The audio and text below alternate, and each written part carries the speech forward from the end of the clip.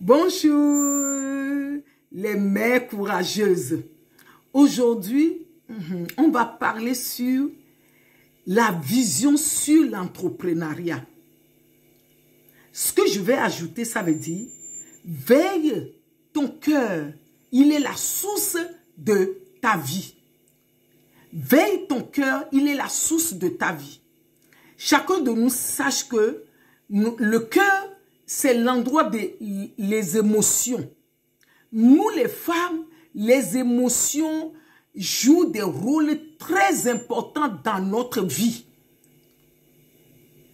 Parce que quelqu'un nous a blessés, il y a les divorces, il y a l'éducation des enfants, il y a le travail. Il y a beaucoup de choses que le cœur supporte, mais on ne se rend pas compte. Bonjour, je suis coach et mentor sur le développement personnel et professionnel spirituel. Je suis auteure, entrepreneuse, je suis fondatrice des programmes de Décibel Palmier, la vertu du palmier, la vision de l'entrepreneuriat. J'avais fait la précédente vidéo et tu peux le voir pour dire, femme, définis c'est qui ta référence dans la Bible. Je vais m'expliquer pourquoi j'avais dit ça. Où je voulais t'amener. Oui, parce que nous les femmes, nous avons les émotions comme je viens de dire. Nous croyons à Dieu. Notre foi est basée sur Dieu. Quand on voit dans le monde entier, les femmes, elles ont les croyances, les femmes, elles ont des devoirs, les femmes, elles ont la responsabilité. Beaucoup de responsabilités, même dans nos assemblées, même dans les milieux.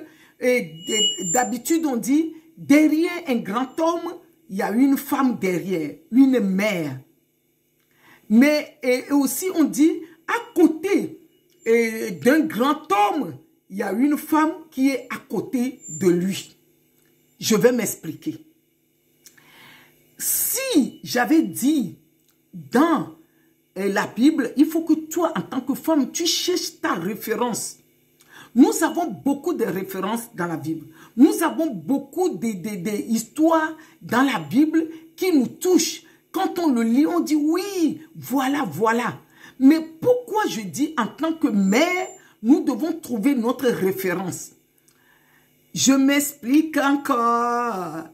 Parce que quand on parle des femmes dans la parole de Dieu, d'habitude, on se réfère à des Proverbes 31.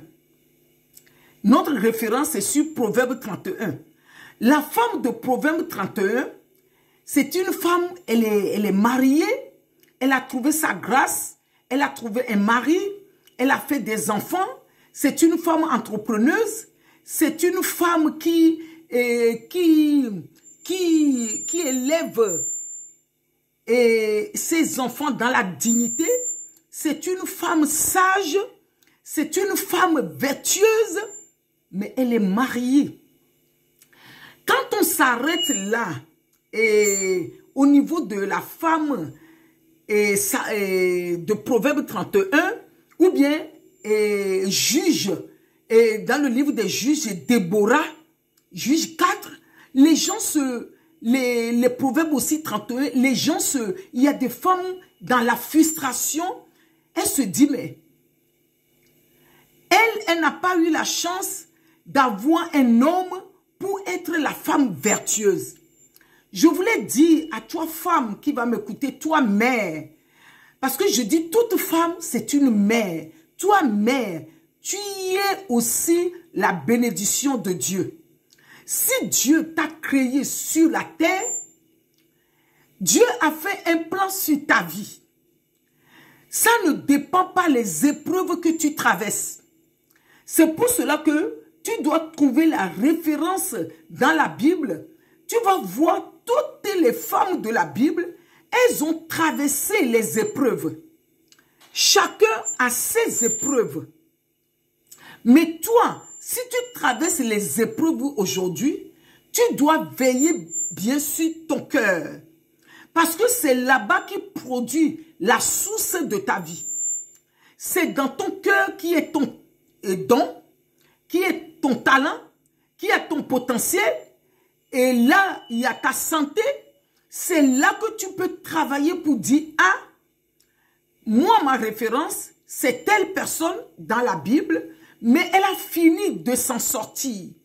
Moi aussi, si je suis sur la terre, malgré la situation que je traverse, cette situation, qu'est-ce que je vais faire avec? Comment je peux transformer cette situation à une réussite selon Dieu qui m'a créé?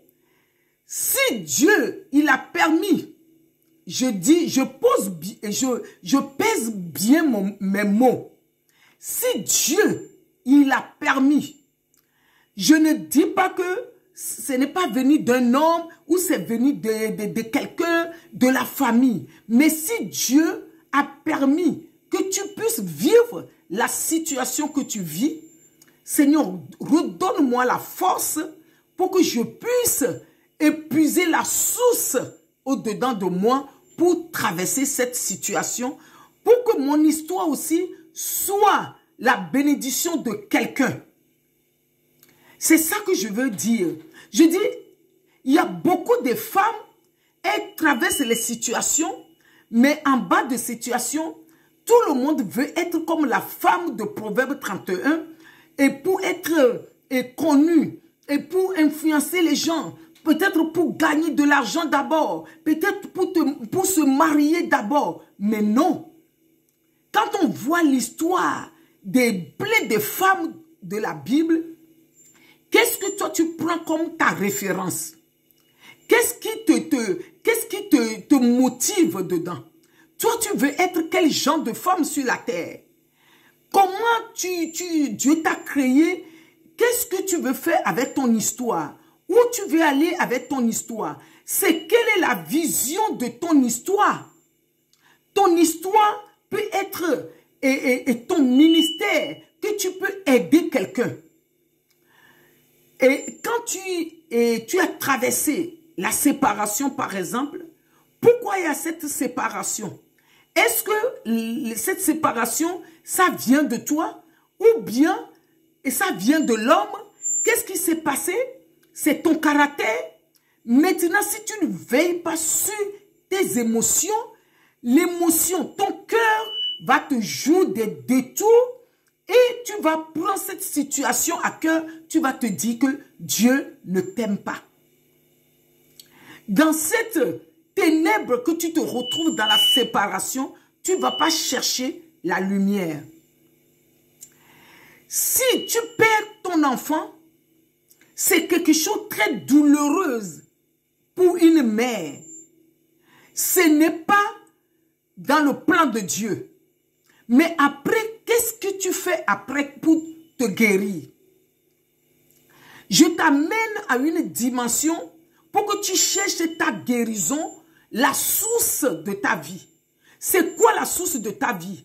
Est-ce que c'est l'amertume qui est la source de ta vie?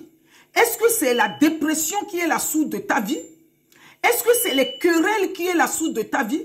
Est-ce que c'est le non-pardon qui est la source de ta vie? Est-ce que c'est l'épreuve là que tu as traversée maintenant qui est devenue la source de ta vie? Ou bien c'est le contraire pour dire, oui, la situation est passée. Oui, j'ai eu les blessures. Ou bien quelqu'un m'a blessé. Ou la vie tout entière m'a blessé. Ou la nature m'a blessé. Ou quelqu'un a passé par quelqu'un pour me blesser. Mais qu'est-ce que je vais faire avec cette situation? Comment je vais développer la source pour pouvoir dominer cette situation, aller au-delà pour être guéri? Parce qu'on sait que là où il y a les émotions négatives, là aussi il y a des choses qui n'est pas bien pour notre pensée, pour notre corps.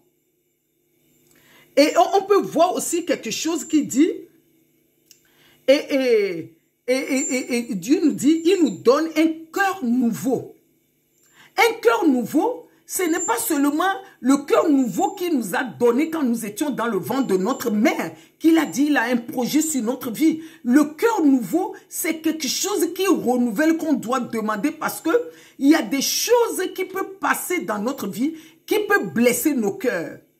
Ça peut venir par nous-mêmes, notre comportement, ça peut venir par nous-mêmes, notre façon de parler, ça peut venir par toi-même, et ce que tu avais fait, et ça peut venir par les parents, ça peut venir par l'ennemi. Il y a beaucoup et des portes qui peuvent ramener ça. Maintenant, il dit, je vous donne un esprit nouveau. Oui, un esprit nouveau. Et j'enverrai un nouveau cœur. J'enverrai un nouveau cœur.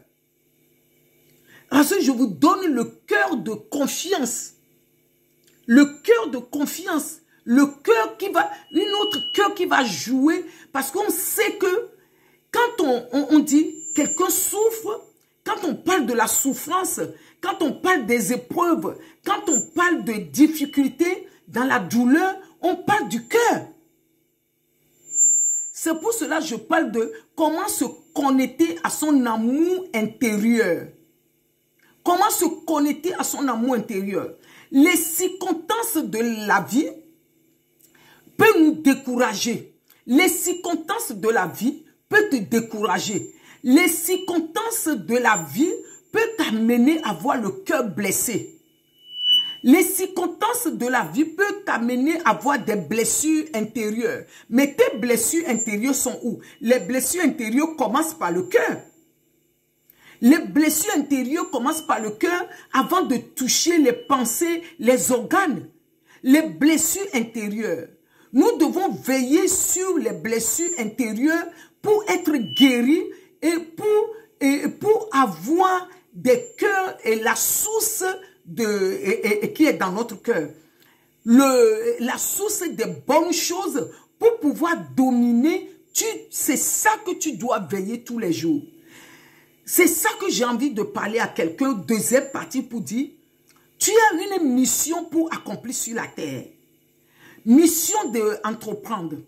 Mission d'aider les êtres humains. Tu es tailleur, tu es couturière, tu as une mission accomplie. Tu es coiffeuse, tu as une mission accomplie. Et tu es docteur, tu as une mission accomplie. Tu es avocat, tu as une mission accomplie. Tu es restaurateur ou bien restauratrice, tu as une mission accomplie. Tu es la femme de ménage, tu as une mission accomplie. Tu es une soignante, tu as la mission accomplie. Tu es docteur, tu as une mission à accomplir sur la terre. Tu as une mission. Tu es assistant de vie, tu as une mission accomplie. Mon micro. Tu as une mission à accomplir. Parce qu'il ne faut pas qu'on se met et dans nos assemblées seulement, on dit que, et tu te dis que tu n'as pas de mission.